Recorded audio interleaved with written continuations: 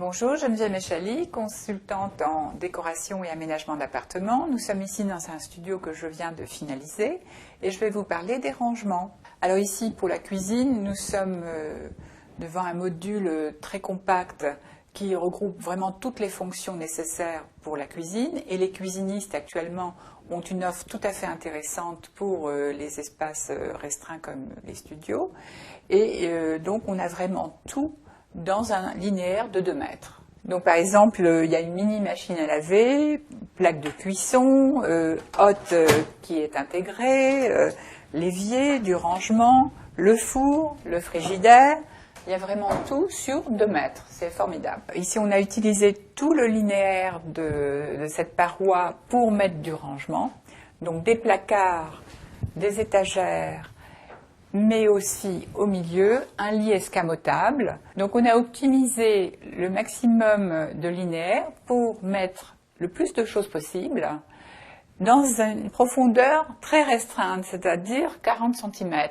Donc là, vraiment, ça s'intègre complètement dans la pièce, ça ne prend pas le volume d'une armoire, et en même temps, dans les couleurs, on est encore resté dans la couleur de base, qui est le mastic. Pour la chambre, on a utilisé un renfoncement pour créer 2 placards, donc une penderie et un grand placard. C'est vraiment intéressant. On a gardé la couleur des murs de haut en bas justement pour l'intégrer au maximum, pour pas qu'il prenne de volume. Et on a fait monter les parois jusqu'au plafond, ce qui fait que là vraiment on a une intégration parfaite de ce rangement.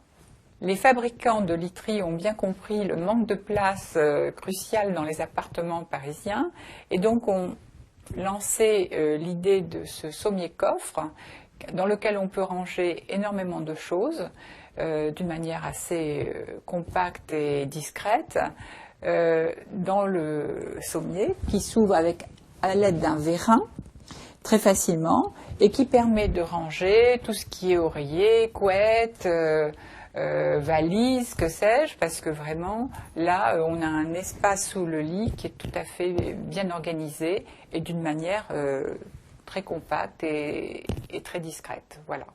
Dans la salle de bain, pareil, on a profité d'un recoin pour créer un placard qui masque à la fois le chauffe-eau et la machine à laver séchante. Donc là, pareil, on a gardé la couleur des murs, on a fait monter les parois jusque sous la poutre. Là, il y a une intégration complète d'éléments d'électroménager lourds qu'on ne voit pas, qui est masqué donc par ce placard.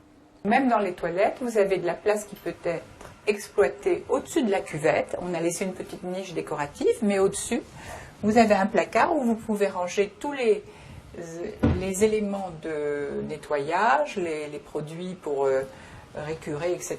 Et donc là, encore une fois, on a gardé la couleur des murs, c'est parfaitement intégré. On voit que tout est bien rangé, rien ne traîne au sol, tout est bien intégré dans l'espace et on a vraiment un volume qui est clean, qui est agréable, où chaque chose a sa place et chaque rangement a son utilité, sa fonction.